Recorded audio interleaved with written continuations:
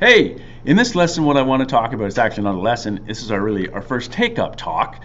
I'm going to suggest to you what maybe you should have or you could have done. Not that there's by any means a single way to approach or a single way to answer economic problems. So when you were given this task of is there a relationship or what is the relationship between health and wealth, the first thing you should have done is ask yourself, what exactly is health? Well, you could have played with some of the axes. For instance, what I've got right here is government health spending per person in some sort of converted international currency, because there's, of course, hundreds of currencies in the world. And then we compare that to life expectancy, which is a broad measure of how healthy someone is over the long term of his or her life. But there's other measures, right? So if you pick these, you'll find though, if you change the measures, particularly the health ones, and compare them to some measure of wealth, they tend to be pretty similar. You get this sort of shape. Now, some of you thought then, when you saw this, that it was actually it was a constant relationship, and you should have known right away that wasn't true, because, for instance, here's an African country, because that's blue, South Africa, that spends substantially more than, say, I don't know, how about Tanzania or Ethiopia, but they don't survive as long. So that should have told you right away that there was something more than just wealth or money that has to do with the health of a person, or at least their longevity, right? Which should have reminded you of one of the first things you learned in this course, which is the fallacies, right? That fallacy of single causation, that something will be affected by one and only one thing. Obviously, in South Africa or in any southern African country, you can spend as much money as you want.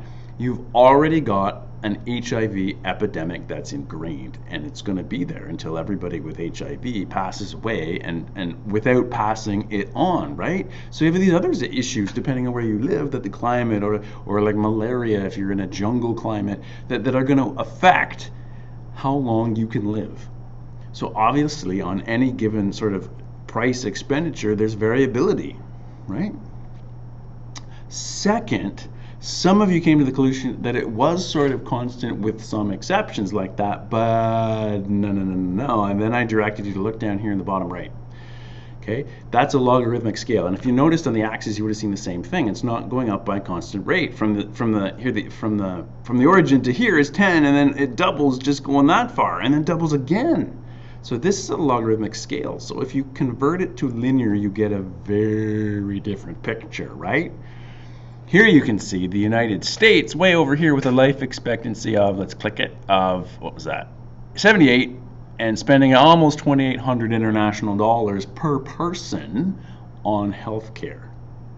Now, Canada, we spend substantially less. There we are. We spend only $2,200 international dollars, $2,300, but we live longer.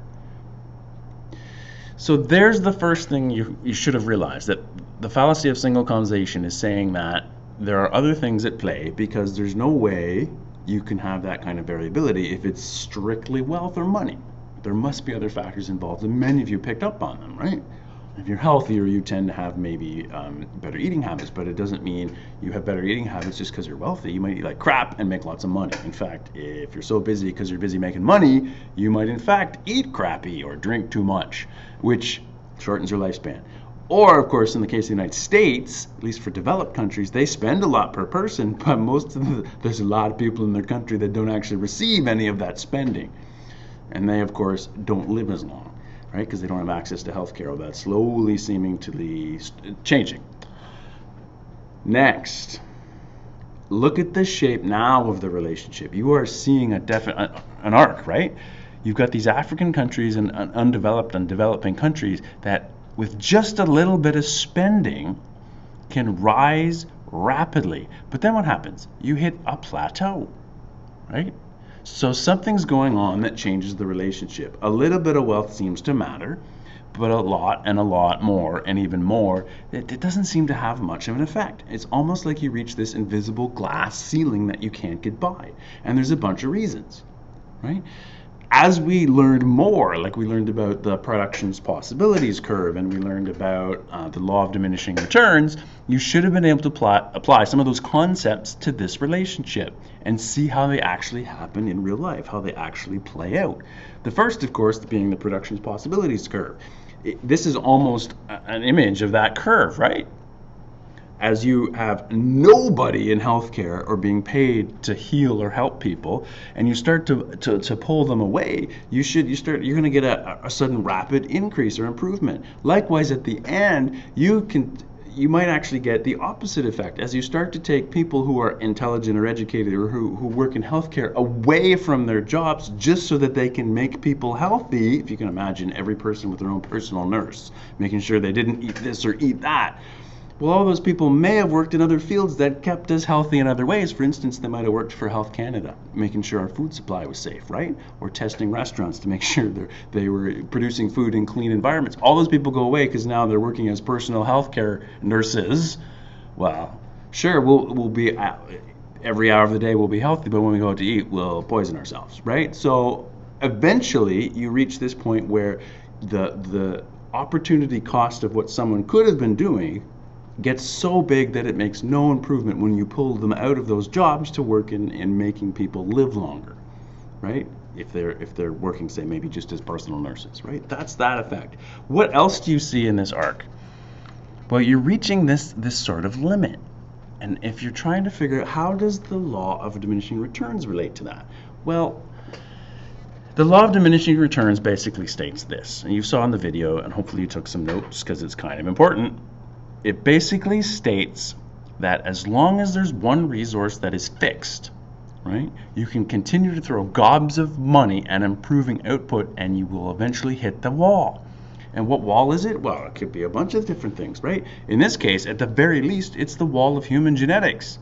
Our DNA will only allow us to live so long. So it doesn't matter how much money you throw at healthcare, we will reach a plateau at some point, right? At least in the short run. Right? In the long run, there may be new technologies that allow us to live like 200 years, but right now, there's a plateau. What else could there be? Well, if you keep spending money on, say, I don't know, doctors. You get the same scenario though, right? You spend more money on doctors, or you pay them more because you want better doctors, or you pay people to come away from working for Health Canada, or as personal physicians, and you pay them to do some other work in healthcare, or you run out of healthcare trained professionals, and you have to start getting people who aren't trained as healthcare, who dropped out of med school, right? To be your healthcare practitioners. Well, guess what's going to happen to the overall health quality then, right? You're going to actually either plateau or even go down if you start doing that. So that's the law of diminishing returns. There's only so many health resources and trained professionals, and there's only so much you can do with human genetics the way it is. So eventually you reach that plateau. It doesn't matter how much money you spend. That's why the United States can spend many times more than some countries, and their life expectancy is still kind of the same. Again, there's more than one reason there, right? There's others too. But that's how the law of diminishing returns works. That's how the law of increasing opportunity cost works, and how it plays out in something real like your health, depending on how wealthy your country is, or in other words, how much money your country spends on healthcare. You just can't keep spending more and get the same continuous improvement or the same result. In fact, you might even start to diminish if you go too far, right?